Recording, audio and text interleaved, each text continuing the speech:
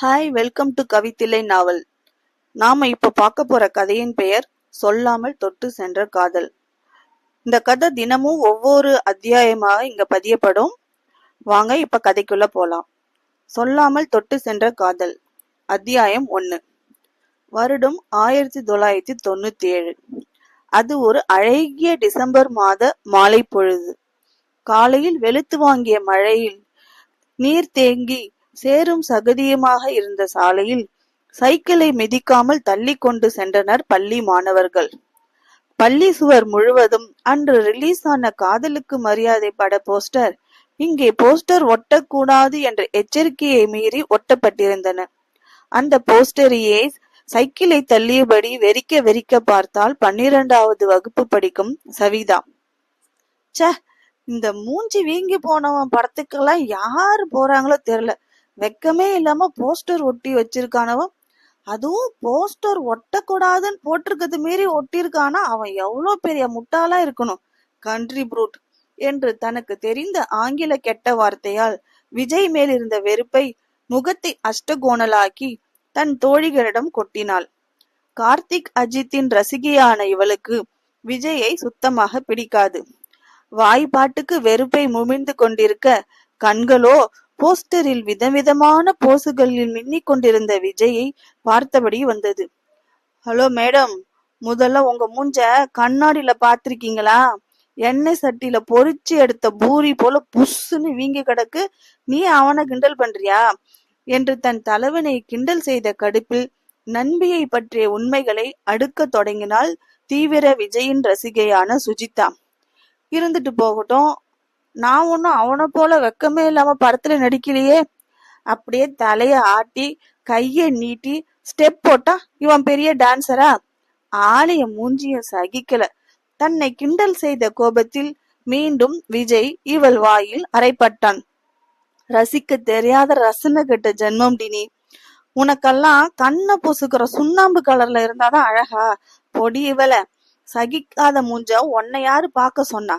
பார்க்காத, நீ பார்க்கலன்னு யாருமன் அழுதா என்று சுஜிதா திரும்பி கொடுக்க, இப்ப எதுக்கு தேவையில்லாம பளிச்சு கிட்ட வர என்று சிலித்தவள், நான் பார்க்க கூடாதுன்னு நினைச்சாலும் எங்க விடுறீங்க?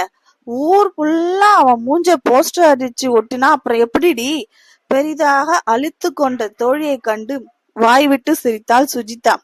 நீ விஜய பேசினா அந்த விளக்கண்ணிய நான் பேசத்தான் செய்வேன் என்று சிரிப்புடன் சீண்டிய தோழியை முறைத்து பார்த்தவள், அவனும் இவனும் ஒன்னா? உன் ஆளு நிழல்டி, கற்பனையில தான் ரசிக்க முடியும். பட் மை பளிச் நிஜம், நேர்ல கண்ணு நிறைய பார்த்து ரசிக்கலாம் என்று பெருமை பேசியவளை கண்டு நக்கலாக சிரித்தவள், நிழல் தான் கற்பனையில, அவன் கூட நான் டூயட் பாடுவேன்.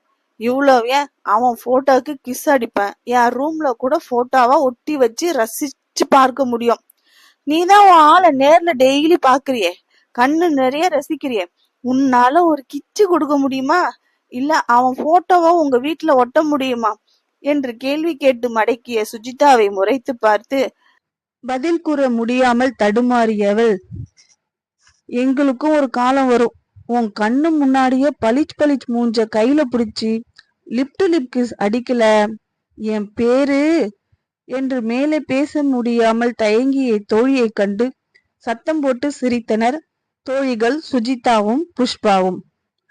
புஷ்பா, சவிதா, சுஜிதா மூவரும் நெருங்கிய தோழிகள். சிறு வயதிலிருந்தே ஒரே பள்ளியில் படித்தது மட்டும் இல்லாமல் ஒரே தெருவை சேர்ந்தவர்கள் என்பதால் தோழிகளிடம் அதிகம் நெருக்கம் உண்டு. மூவரிடத்திலும் மற்றவருக்கு தெரியாத ரகசியம் என்ற ஒன்றே கிடையாது.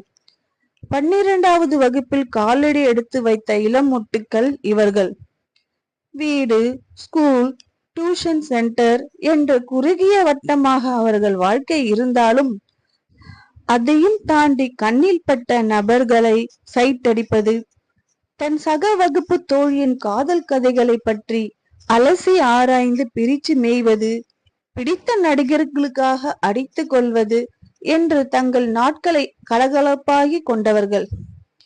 என்னடி, அப்படி மட்டும் எங்க முன்னாடி கிஸ் பண்ணாம போனா உன் பேரை குருவமானு மாத்திக்கிறியா என்ற புஷ்பாவின் கையில் ஹைஃபை கொடுத்தாள் சுஜிதா. இருவரும் தன்னை கேலி செய்து சிரிப்பதை கண்டு கோபம் கொண்ட சவிதா, இங்க பாரு, நல்லா காது திறந்து வச்சுக்கோ, கேட்டுக்கோ. ஒரு நாள் இல்ல ஒரு நாள் உங்க கண்ணு முன்னாடி பளிச்சுக்கு கிஸ் பண்ணி உங்க மூஞ்சில கரிய பூசல என் பேரு சவிதா இல்லடி என்று கோபமாய் கூறிவிட்டு சைக்கிளை வேகமாக மிதித்தபடி டியூஷன் நோக்கி சென்றாள். அவள் கோபமாய் செல்வதை கண்டு மீண்டும் சத்தம் போட்டு சிரித்தனர் தோழிகள் இருவரும். பின்னே பளிச் என்று அழைக்கப்பட்ட சுதாகர் இன்று வரை இவர்களை திரும்பி பார்த்து ஒரு வார்த்தை கூட பேசியதில்லை. அவனும் அவன் நண்பர்களும் அதே டியூஷனில் தான் படிக்கின்றார்கள். பார்ப்பதற்கு கண்ணை பறிக்கும் வெள்ளை வெளிர் என்ற நிறத்தில் இருந்ததால் பார்த்த நொடியே சவிதாவின் குட்டி நெஞ்சில் பசை போட்டு ஒட்டி கொண்டான். இந்த விஷயம் இன்னும் அவனுக்கு கூட தெரியாத ஒன்று. அவனை ரகசியமாக பார்த்து ரசிப்பவள் அவன் தன் நண்பர்களுடன் சேர்ந்து சிரிக்கும் போது இவள் இதழ்களிலும் அழகிய புன்னகை மலரும். என்றாவது ஒரு நாள் தன்னை நோக்கி ஒரு பார்வை பார்க்க மாட்டானா என்று ஏங்கியது கூட உண்டு. அப்படிப்பட்டவனின் முகத்தை பற்றி முத்தம் கொடுப்பேன் என்று வீரவசனம் பேசிய தோழியை நினைத்து அடக்க முடியாமல் சிரிப்புதான் வந்தது இருவருக்கும். டியூஷன் நடக்கும் இடத்தை நெருங்கியதும் அங்கே வெளியில் நிப்பாட்டி வைக்கப்பட்டிருந்த சுதாகரின் சைக்கிளை கண்ட சவிதாவிற்கு அவ்வளவு கோபம் வந்தது. இன்று வரை தன்னை திரும்பி பார்க்காதவனின் மேல் உள்ள கோபத்தை எல்லாம் சைக்கிளை ஓங்கி உதைத்து அதன் மேல் காட்டியிருந்தாள்.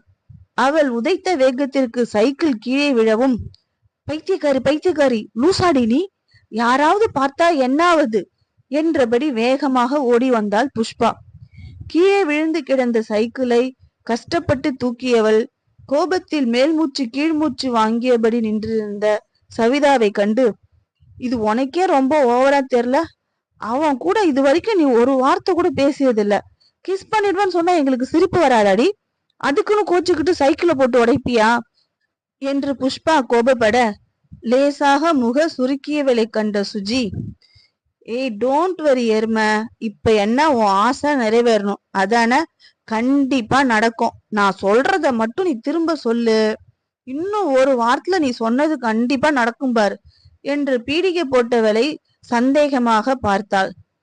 அது ஒண்ணுமில்ல, நீ விஜய் உன்னோட உயிர், மத்தவன் எல்லாம் தயிர்னு சொல்லு, கண்டிப்பா லிப் டு லிப் கிஸ் அடிப்ப அதானடி என்ற புஷ்பாவை சவிதா முறைத்து பார்க்க சுஜிதாவோ எஸ் என்ற சிரிப்புடன் ஹைஃபை கொடுத்து கொண்டாள். என்ன சொன்ன, எவ்வளவு திருமுறை இருக்குண்டி உனக்கு, கிஸ் கொடுக்க முடியாம குருவமான பேரை வாங்கினாலும் வாங்குவன் தவிர என் வாயால அந்த கருமம் முடிச்ச வார்த்தைய மட்டும் சொல்ல மாட்டேன் என்ற சிலிர்த்து கொண்ட சவிதாவை நோக்கி, அப்ப சரி வா உள்ள போலாம் குருவமா என்று கிண்டல் செய்த சுஜிதாவை நோக்கி அடிங் என்று ஓடினாள் அடிப்பதற்காக. முன்பிருந்த மனநிலை மாறி சிரிப்புடன் உள்ளே நுழைந்தவளின் கண்கள் சுதாகரை தான் வட்டமிட்டன. அவன் தன் நண்பர்களுடன் பேசி சிரிக்கும் பொழுது எல்லாம் இவள் இதழ்களிலும் புன்னகை வந்து ஒட்டி கொண்டன.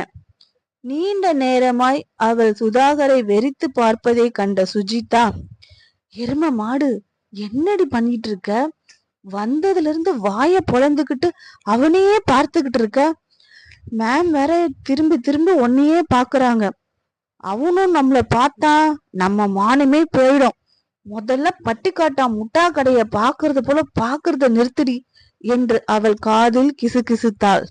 என்னடி சொல்ற, நான் பாக்குறது அவ்வளவு அப்பட்டமாவா தெரியுது, அப்புறம் ஏண்டி அவன் என்னை நிமிர்ந்து பார்க்காம அந்த சட்டி மூஞ்சி கிட்ட பேசிக்கிட்டு இருக்கான் என்று பதில் கேள்வி கேட்டவளை கண்டு முறைத்து பார்த்த சுஜிதாவிடம், அப்புறம் இன்னொரு டவுட்டுடி, முட்டாய் கடை பட்டிக்காட்டுல தானே நிறைய இருக்கும், அப்புறம் எப்படி அவன் அங்க இருந்துகிட்டு அதை போய் முறைச்சு பார்ப்பான், ஐ கான்ட் பிலீவ் இட்.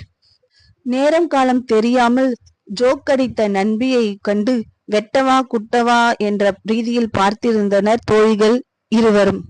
வந்ததிலிருந்து கிசுகிசு என்று பேசிக் கொண்டிருந்தவளை கண்ட எரிச்சலான chemistry miss, Savitha keep quiet என்ற மிரட்டலில் சுதாகருடன் பேசிக் கொண்டிருந்த பவானி நிமிர்ந்து பார்த்தாள்.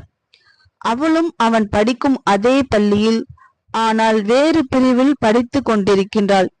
அதில் கடிப்பான சவிதா, திமிர பாத்தியாடி அந்த வெள்ளை பண்ணிக்கு, எல்லாரும் நிமிர்ந்து பார்த்தாங்க, இவன் மட்டும் திரும்பி பார்க்கல, பெரிய இவன் அந்த பொண்ணுகிட்ட மட்டும் சிரிச்சு சிரிச்சு பேசுறான், எவ்வளவு திமிர் இருக்கும் என்று கோபத்தில் பொறுமிய தோழியை திரும்பி பார்த்து முறைத்த சுஜிதாவின் பார்வையில், இது உனக்கே ரொம்ப ஓவரா இல்ல என்ற கேள்வி இருந்தது. இதுக்கு தாண்டி வெள்ளத்தோலை பார்த்து மயங்க கூடாதுன்னு சொல்றது. சுஜி போல நாமும் விஜய் கலருக்கு பார்த்து சைட் அடிச்சிருந்தா வச்சுக்கோ, பதிலுக்கு அவனும் நம்மளை திரும்பி பார்ப்பான் என்று நேரங்காலம் தெரியாமல் புஷ்பாவும் காலை வாரிவிட கொதித்து போனாள் சவிதா. தோழிகள் மேல் காட்ட முடியாத கடுப்பை எல்லாம் பேப்பராக சுருட்டி கையில் போட்டு கசக்கி கொண்டிருந்தவள் ஒரு கட்டத்தில் பொறுக்க முடியாமல் அதை தூக்கி சுதாகரின் மேல் வீசி எறிந்திருந்தாள். புஷ்பா சுஜிதாவை தவிர அனைவரும் தம் தம் வேலைகளில் பிஸியாக இருந்ததால் இவள் தூக்கி போட்டதை யாரும் கவனிக்கவில்லை. ஆனால் இவள் தோழிகளுக்கோ இதயம் துடிக்க மறந்த தருணம் அது. என்னடி இது என்ற கோபப்பாவை பார்த்த புஷ்பாவை குற்ற உணர்வோடு பார்த்தவள் கீழே விரிந்திருந்த புக்கில் தலையை கவுத்து கொண்டாள். அவளும் இதை எதிர்பார்க்கவில்லை. அந்த நொடியில் ஏற்பட்ட கோபத்தில் ஒரு வேகத்தில் தூக்கி எறிந்து விட்டாள். எரிந்த பின் தான் தன் தவறு புரிந்தது. ஐயோ, நான் தான் இத பண்ணேன்னு தெரிஞ்சா எவ்வளவு அசிங்கம் என்ற பயம் மெல்ல எழ குனிந்த தலையை நிமிர்த்தவில்லை. தன் மேல் விழுந்த பேப்பர் உருண்டையை கையில் வைத்து கொண்டு சுற்றியும் பார்வையை சுழல விட்டான் சுதாகர்.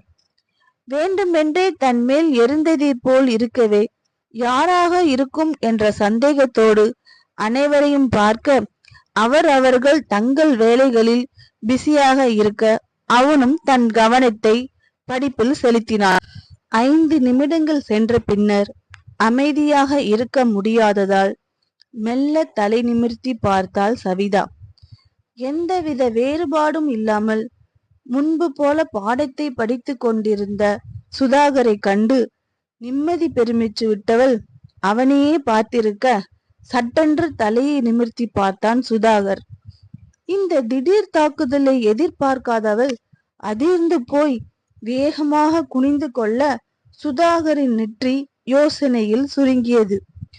சுஜி, அவன் பார்த்துட்டாண்டி, பயமா இருக்கு, நான் தான் போட்டேன்னு தெரிஞ்சிருக்கோமோ என்று தன் அருகில் உட்கார்ந்திருந்தவளின் தொடையை சுரண்டி கேட்டவளை முறைத்து பார்த்தவள் புக்கில் எதையோ காட்டி சந்தேகம் கேட்பதை போல, அவன் பார்க்கலன்னு தானே இவ்வளவு நேரம் திட்டிட்டு இருந்த, அந்த கடுப்புல தானே பேப்பரை அவன் மேல தூக்கி போட்ட, இப்ப அவனே உன்னை பாக்குறான், மிஷன் சக்சஸ், என்ஜாய்டி என்று கிண்டல் அடிக்க கப்சிப் என்று வாயை மூடிக்கொண்டவள் மீண்டும் தலையை புக்கில் கவுத்து கொண்டாள். நிமிர்ந்து பார்க்க கூடாது, நிமிர்ந்து பார்க்க கூடாது என்று தனக்குள் மந்திரம் போல சொல்லிக் கொண்டவளின் கட்டுப்பாடு காற்றில் பறக்க அவளையும் மீறி அடுத்த 5 நிமிடங்களில் மீண்டும் தலையை நிமிர்த்தி பார்த்தவளின் முகம் பயத்தில் சிவந்து போனது. ஆம், அவள் தலை நிமிர்த்திய நேரம் சுதாகர் அவளை தான் பார்த்திருந்தான்.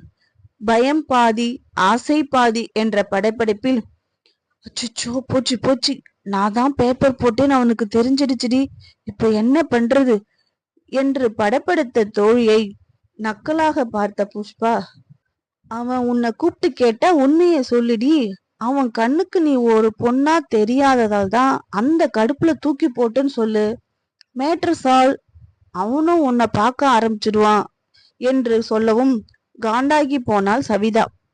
சவிதாவின் கவனம் இங்கே இல்லை என்று அறிந்த கெமிஸ்ட்ரி மிஸ் செல்வி, சுதாகர், இந்த ஈக்குவேஷனை போர்டில் எழுது என்று அவனிடம் சாக்பீஸை நீட்ட அவனும் அவர் கூறியதை அழகாக அங்கே மாட்டப்பட்டிருந்த போர்டில் எழுதினான். அவன் எழுதி முடித்ததும், சவிதா, சுதா கிட்ட இருந்து சாக்பீஸ் வாங்கி இதை சால்வ் பண்ணு என்ற குரலில் திடுக்கிட்டு போய் நிமிர்ந்து பார்த்தவள் அங்கே தன்னையே பார்த்தபடி நின்றிருந்த சுதாகரை கண்டு குழம்பி போனவளாக செல்வியை கேள்வியோடு பார்க்க, அதற்குள் எரும எந்திரிச்சு போய் அதை பூடிடி என்று அவள் காதை கடித்திருந்தாள் சுஜி. செல்வி கோபத்துடன் வாயை திறப்பதற்குள் பற்றென்று எழுந்து கொண்டு அவன் முன்பே போய் நின்றவளிடம் ஆராயும் பார்வை பார்த்தபடி சாக்பீஸை நீட்டினான் சுதாகர். அவனிடம் இருந்த சாக்பீஸை கை நீட்டி வாங்கியவளின் ஆட்காட்டி விரல் அவன் விரலோடு உரசி கொள்ள குப்பென்று முகம் சிவந்து போனது பெண்ணவளுக்கு. தன் மனதுக்கு பிடித்த ஆடவனின் விரல் தீண்டல் மின்சாரம் தீண்டியது போல அதிர செய்ய நொடியில் முகத்தில் பல வர்ண ஜாலத்தை காட்டினாள்.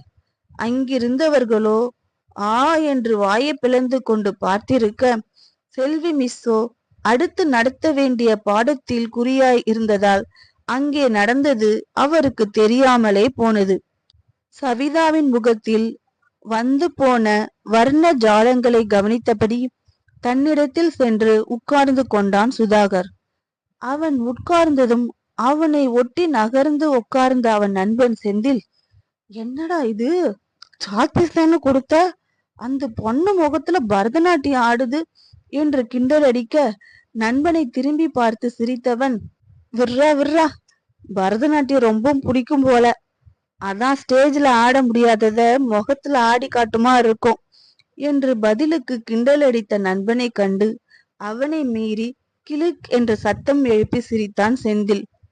அவன் சிரிப்பு சத்தம் சவிதாவின் காதை தீண்டவும் போர்டில் எழுத போனவள் நின்று திரும்பி பார்த்து நண்பர்கள் இருவரையும் உரைத்து பார்க்க ஏனோ அவளின் செயல் இருவருக்கும் சிரிப்பை தான் வர வைத்தது. அவர்கள் தன்னை கிண்டல் பண்ணுவதாக நினைத்தவள் விறுவிறுவென்று சுதாகர் எழுதிய ப்ராப்ளத்தின் விடையை எழுத தொடங்கினாள். 2 நிமிடங்கள் கடந்திருக்கும். மிஸ், முடிச்சிட்டேன், இறுகிய முகத்துடன் கூறியவளை கண்டு நிமிர்ந்த செல்வி போர்டில் எழுதியிருந்ததை பார்த்து உள்ளுக்குள் அதிர்ந்து போனார். அவள் கவனிக்கவில்லை என்று நினைத்ததை அவ்வளவு அழகாக தெளிவுபடுத்தி எழுதியிருந்தாள். அவருக்கு எங்கே தெரிய போகின்றது சுதாகருக்காகவே கெமிஸ்ட்ரியை விரும்பி படிப்பவள் அவள் என்று. முன்பே அதில் ஆர்வம் இருந்தாலும் இந்த டியூஷனில் சேர்ந்ததும் சுதாகரை கண்டபின் அவன் முன் எதுவும் தெரியாமல் நின்றுவிடக் கூடாது என்ற எண்ணத்தில் அட்வான்ஸில் மறுநாள் நடத்த போகும் பாடத்தை எப்போதும் படித்து விடுவாள். குட் என்ற பாராட்டுதலோடு செல்வி அடுத்த பாடத்திற்கு சென்று விட மிதப்பான பார்வையை ஆண்கள் பக்கம் வீசிவிட்டு தன் இடத்தில் சென்று உட்கார்ந்து கொண்டவளை ரகசியமாக தீண்டியது சுதாகரின் பார்வை. இதை அறியாத சவிதாவோ தன்னை கண்டு கிண்டலாக சிரித்ததை நினைத்து, அந்த வெள்ளப்பன்னிக்கு ரொம்ப திமிர்தாண்டி, அழகா இருக்கும் கர்வம், சி, யாருக்கு வேணும் இந்த வெள்ளப்பன்னி, அவனையே வச்சுக்கிட்டு கொஞ்சிக்க சொல்லு, இனி அவன் பக்கமே பார்க்க மாட்ட பாரேன் என்று டியூஷன் விட்டு செல்லும் போது புலம்பியவளை கண்டு வாய் விட்டு சிரித்த சுஜிதா, இதோட 10,100 தடவை சொல்லிட்டே இரும, குடிகாரன் பேச்சும் உன் பேச்சும் ஒண்ணு, மறுநாள் காத்துல பறந்துடும் என்று கிண்டலடிக்க அது உண்மை என்று புரிந்ததால் அமைதியாக சைக்கிளை மிதித்தாள். இப்படியே நாட்கள் கடகட என்று ஓடிவிட பள்ளி வாழ்க்கையின் இறுதி நாட்களில் வந்து நின்றனர். அடுத்த வாரத்தில் இருந்து பப்ளிக் எக்ஸாம் என்பதால் அன்று டியூஷனில் கடைசி நாள். எப்பொழுதும் ஸ்கூல் யூனிஃபார்மில் வருபவர்கள் இன்று வீட்டிலிருந்து வந்ததால் வேறு உடை உடுத்தி வந்திருந்தனர். டிஷர்ட் பேண்டில் பார்க்கவே கட்டிக்கொள்ள வேண்டும் என்ற அழகில் வந்திருந்த சுதாகரை கண் சிமிட்டாமல் பார்த்திருந்தவளின் தொடையை கிள்ளி நடப்புக்கு கொண்டு வந்திருந்தனர் புஷ்பாவும் சுஜிதாவும். இனி எங்கே இவனை திரும்பி பார்க்க போகின்றோம் என்ற கவலையில் அவன் முகத்தையே ஏக்கத்துடன் பார்த்திருந்தாள். ஒரு கை தட்டினால் ஓசை எழுப்பாது என்று அறிந்தவள் ஆயிற்றே. இன்று வரை தன்னை திரும்பியும் பார்க்காதவனை நினைத்து மனம் வலித்தாலும் யதார்த்தத்தை புரிந்து கொண்டு பாடத்தை கவனத்தில் செலுத்தினாள். டியூஷன் முடிந்ததும் சைக்கிள் ஸ்டாண்ட் வந்த பின் தன்னுடைய கெமிஸ்ட்ரி புக்கை அங்கே விட்டு வந்தது தெரிய தோழிகளிடம் சொல்லிக்கொண்டு வேகமாக செல்வியின் வீட்டை நோக்கி ஓடினாள் சவிதா. அப்பொழுதுதான் சுதாகரும் செல்வியிடம் பாடத்தில் இருந்த சந்தேகத்தை கேட்டு தெரிந்து கொண்டவன் தன் நண்பர்கள் வெளியே காத்திருப்பார்கள் என்ற அவசரத்தில் பாகை தூக்கி கொண்டு வேகமாக வெளியே வர, அதே நேரம் சவிதாவும் புக்கை எடுப்பதற்காக அவசரமாக உள்ளே வர, கதவின் நிலைப்படியில் இருவரும் வேகமாக மோதிக்கொண்டனர். அனிச்சை செயல் போல மோதிய வேகத்தில் விழுந்து விடாமல் இருப்பதற்காக சவிதாவின் இடையை பற்றியிருந்தான் சுதாகர். இருவரும் நெஞ்சோடு நெஞ்சு மோதிக்கொண்ட நொடியிலேயே பேச்சிலிருந்து அதிர்ந்து போனாள் சவிதா. தன்னை பற்றியது கூட தெரியாமல் அவன் பிடியில் இருந்தபடி அவனை நிமிர்ந்து பார்த்தாள். சுதாகருக்கோ பெண்மையின் வளைவும் அவன் நெஞ்சோடு மோதிய மென்மையும் கண்டு ஒரு நொடி சிலிர்த்து போனான். சவிதாவின் நிலையை கேட்கவும் வேண்டுமா? சொர்க்கவாசல் திறந்து அரங்கநாதனின் தரிசனத்தை கண்டது போல பரவசத்துடன் பார்த்தவளின் கண்களில் தெரிந்தது என்ன? கருவிழிகள் இரண்டும் அவன் நெஞ்சை கிழித்து கொண்டு உள்ளே செல்வதை போல இருக்க, சற்றென்று சுயநிலைக்கு வந்தவன் அப்பொழுதுதான் சவிதாவை பற்றி இருந்தது புத்தியில் உரைக்க, வேகமாக கையை விலக்கி கொள்ளவும், அதே நேரம் சவிதாவும் கனவுலகத்தில் இருந்து நிஜத்திற்கு வந்தவள் புக்கை எடுப்பதற்காக உள்ளே செல்ல, சுதாகரும் சைக்கிள் நிறுத்தியிருந்த இடத்திற்கு சென்றான். அடுத்த 2 நாட்களும் இருவர் மனதிலும் சிறு சிறு சஞ்சலம். படிப்பில் கவனம் செலுத்தினாலும் அடிக்கடி மோதிய நிகழ்வு நினைவில் வந்து இம்சை செய்தாலும் அதிலிருந்து சீக்கிரம் தெளிந்து போனான் சுதாகர். சவிதாவின் நிலையோ சற்று மோசம். என்ன முயன்றும் படிப்பில் கவனம் செலுத்த முடியாமல் தடுமாறியவள் கஷ்டப்பட்டு தன் எதிர்கால வாழ்க்கையை நினைத்து பரீட்சையில் கவனத்தை திசை திருப்பினாள். இருவருக்கும் உண்டான ஈர்ப்பு அடுத்த கட்ட நிலைக்கு செல்ல விடாமல் பப்ளிக் எக்ஸாம் தடுத்துவிட, அதன் பின் coaching, entrance exam, college admission என்று பரபரப்பாக போய்விட, இருவருக்கும் மற்றவரை நினைத்து பார்க்க கூட முடியாத சூழல். இருவருக்குள்ளும் தோன்றிய ஈர்ப்பு தென்றலாய் உரசி மட்டும் சென்றுவிட, பெரும் காதல் புயலாய் மாறாமல் திசை மாறி போக, இருவரின் எதிர்காலமும் வேறு வேறு திசையில் பயணித்தது. ஹாய், இந்த அத்தியாயம் பிடிச்சிருந்தா லைக் பண்ணுங்க, கமெண்ட் பண்ணுங்க, சப்ஸ்கிரைப் பண்ணுங்க, ஷேர் பண்ணுங்க. அப்படியே வாசிப்பை பற்றிய எந்த கருத்து இருந்தாலும் தயங்காம எங்ககிட்ட பகிர்ந்து கொள்ளுங்க. நன்றி, வணக்கம். அடுத்த அத்தியாயத்துடன் உங்களை மீண்டும் நாளை சந்திக்கின்றேன்.